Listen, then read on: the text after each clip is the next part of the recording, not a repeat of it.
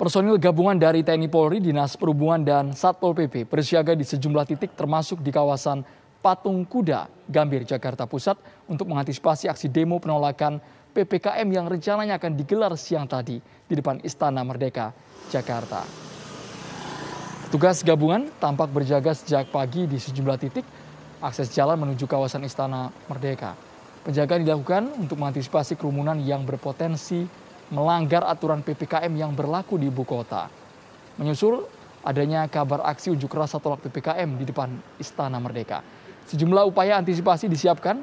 Ada 3 titik penyekatan yang diberlakukan, yaitu di Harmoni, depan kantor Pertamina, serta penyekatan di depan gedung Sabta Pesona. Dirlantas Polda Metro Jaya pun melakukan penutupan arus lalu lintas dari Bundaran HI menuju kawasan Istana Merdeka. Ajakan aksi unjuk rasa di seluruh wilayah untuk menolak PPKM sebelumnya beredar di media sosial dan rencananya dijadwalkan berlangsung pada hari Sabtu ini.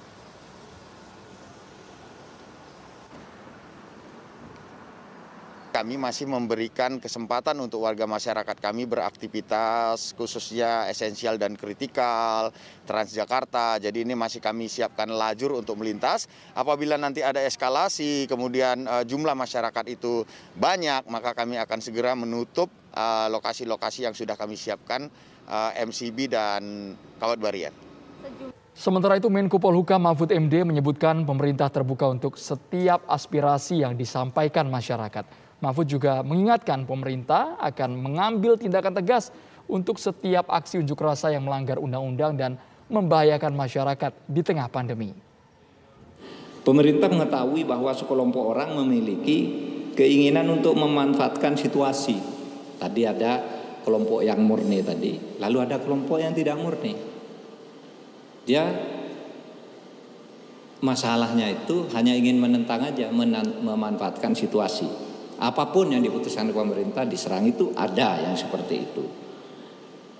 Oleh sebab itu kita harus hati-hati karena yang seperti ini kelompok yang tidak murni selalu melakukan provokasi dan menyatakan setiap kebijakan pemerintah itu salah.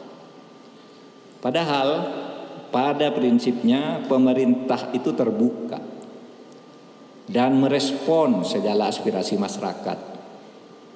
Namun sebaiknya aspirasi dalam masa pandemi ini disampaikan melalui jalur komunikasi yang sesuai dengan protokol kesehatan. Seperti misalnya melalui virtual meeting, webinar, dialog-dialog di televisi, happening art gitu yang menjaga protokol kesehatan itu silahkan. Saudara, pemerintah ingin menegaskan bahwa aksi demonstrasi secara fisik yang tidak sesuai dengan protokol kesehatan, membahayakan keselamatan masyarakat, serta melanggar hukum, pemerintah akan melakukan tindakan tegas. Vaksin tidak melulu soal kesehatan. Ada uang, ada vaksin. Ada bisnis besar di balik sebaran vaksin di seluruh dunia, termasuk juga di Indonesia. Siapa pemain utama bisnis vaksin? Laris manis bisnis vaksin, saya ulas sebelengkap untuk Anda. Kita mulai terlebih dahulu dari nilai bisnis vaksin di pasar dunia. Kita lihat kebutuhan vaksin yang disebut bisa mencegah ataupun menjadi imunitas dalam tubuh setiap anak yang baru lahir hingga dia dewasa, ternyata angkanya sangat fantastis. Kita lihat pada tahun 2014 berada di level 33,1 miliar dolar Amerika. Jadi besar sekali di seluruh dunia. Apalagi negara-negara dunia ketiga biasanya ini menjadi yang memiliki populasi besar. Biasanya akan menjadi salah satu pasar yang sangat gurih untuk bisnis vaksin. Namun kita lihat pada tahun 2016 ini ternyata mengalami penurunan. Kita lihat di 24 miliar dolar Amerika. Ini adalah data yang kita peroleh dari Litbang CNN Indonesia. Lalu selanjutnya proyeksi pada tahun 2019 meningkat sangat signifikan. Kita lihat lebih dari 2 kali lipat menjadi 57,9 miliar dolar Amerika. Duit semua ini, vaksin semua yang dibutuhkan oleh masyarakat. Semakin kita butuh maka ada celah potensi uang di sana. Lalu selanjutnya kita lihat setelah kita membahas mengenai pasar global, kita ingin tahu siapa sebenarnya pemain utama, perusahaan-perusahaan mana yang pasti mendulang keuntungan, revenue besar di balik vaksin tersebut. Kita lihat terlebih dahulu yang paling pertama, saya lihat dulu dari pie chart tersebut, GSK. GSK sendiri memang kita lihat, oke saya lihat dulu, ini adalah GlaxoSmithKline, ini merupakan perusahaan yang berasal dari Inggris. Kita lihat ini berasal dari Inggris dan perusahaan ini, tahukah Anda, data terakhir menunjukkan bahwa GSK menguasai 23% pasar vaksin di seluruh dunia. Dan ini berdasarkan data dari WHO yang terakhir. Mungkin Anda tidak begitu familiar dengan GlaxoSmithKline ataupun GSK atau GSK dalam bahasa Indonesia. Tapi tahukah Anda beberapa produk bisnis consumer healthcare GSK yang ada di Indonesia menjual produk-produk yang sangat dekat dengan keseharian kita sehari-hari. Panadol, Sensodyne, atau juga Scott Emotion. Itu merupakan beberapa produk yang diproduksi oleh GSK dan dia juga ternyata selain memproduksi produk-produk kesehatan, healthcare, ternyata mereka juga bermain di vaksin dan menjadi pemimpin pasar vaksin di seluruh dunia. Jadi berasal dari Eropa tepatnya. Lalu dari 23% dari GSK kita bergeser untuk ternyata adalah Sanofi. Sanofi berasal dari, kita lihat, Sanofi sendiri memimpin pasar dengan 17% menguasai pasar vaksin di Indonesia. Dan kita lihat bahwa Sanofi ini memang merupakan salah satu perusahaan juga yang masih berasal dari Eropa, Prancis kalau saya tidak salah untuk Sanofi. Ya, Sanofi sendiri berasal dari Eropa dan memimpin dengan 17%. Dan kita lihat beberapa produknya memang kita lihat sangat dekat sesungguhnya dengan kehidupan sehari-hari seperti Vicin, kemudian Listerine, kemudian kita lihat bahwa ini merupakan produk-produk yang sangat sering biasa dikonsumsi. Lalu kita ke posisi ketiga adalah Pfizer, baru pasar ataupun pemain dari Amerika Serikat. Kita masuk dengan Pfizer. Pfizer sendiri berasal dari Amerika Serikat dan memang untuk Pfizer yang menguasai sekitar 13%, produk-produknya Pfizer tidak hanya ada di Amerika Serikat karena memang markas bisnis mereka ada di sana, namun mereka juga ada di Indonesia dan beberapa produk yang saya sebutkan mungkin juga Anda sangat kenal. Ada Benadryl misalnya, Combandrin, kemudian tetes mata Vicin, itu merupakan produk-produk yang diproduksi oleh Pfizer. Jadi bukan Sanofi tadi ya, jadi diproduksi oleh Pfizer. Ternyata Pfizer juga bermain di pasar vaksin dan menjadi salah satu juga pemimpin ataupun juga penguasa pasar vaksin global. Lalu selanjutnya kita lihat ada di 12% yaitu Merck. Merck sendiri memang merupakan salah satu produk ataupun juga produsen untuk vaksin yang ada di seluruh dunia dengan 12% tadi yang berasal dari Amerika Serikat. Jadi masih Amerika Serikat. Lalu kita lihat 10% adalah Novartis. Novartis sendiri berasal dari kita lihat ini adalah berasal dari Selandia Baru, Switzerland, dan kita lihat menguasai sekitar 10%. Lalu lain-lain ada 21,4%.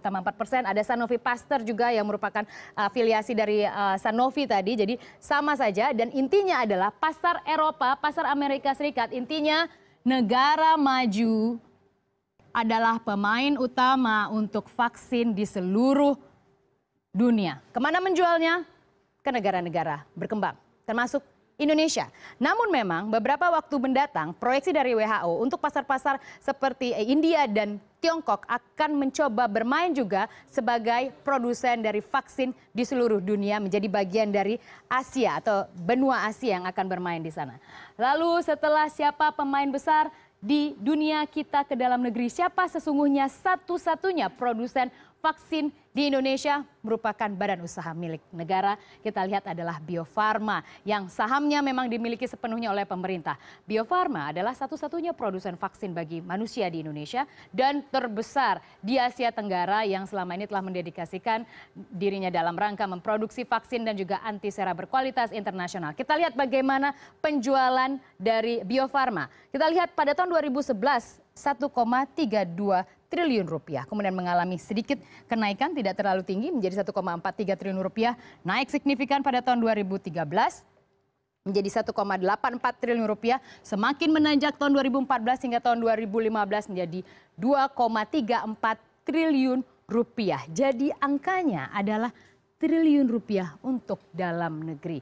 Bahwa memang segi ekonomi tidak pernah bisa lepas dari setiap sisi kehidupan manusia, politik hingga kesehatan, pasti ujung-ujungnya duit, ujung-ujungnya uang. Begitu juga dengan vaksin, ada potensi pendapatan di sana, ada potensi uang yang besar. di samping kebutuhan manusia untuk hidup lebih baik. Dokter asal Cina mengklaim pemerintah Cina sengaja menutupi faktor di balik timbulnya COVID-19. Ia menyebut berhasil membuktikan secara ilmiah jika COVID-19 itu buatan manusia.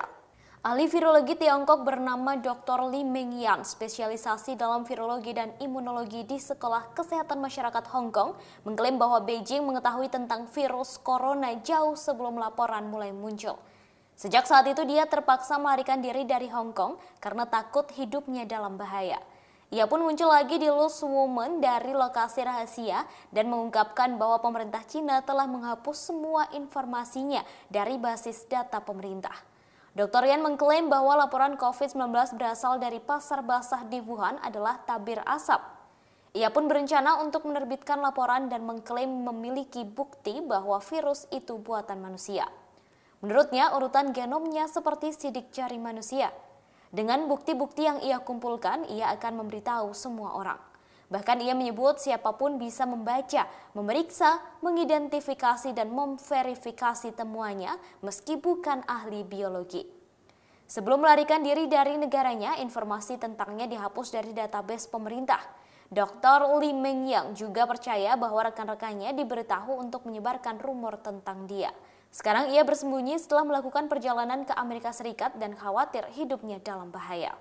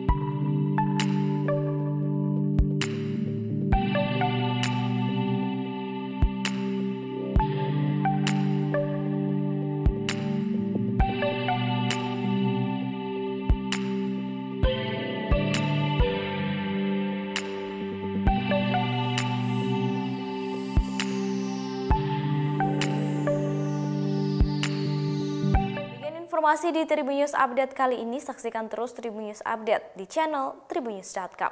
Terima kasih sudah nonton. Jangan lupa like, subscribe, dan share ya.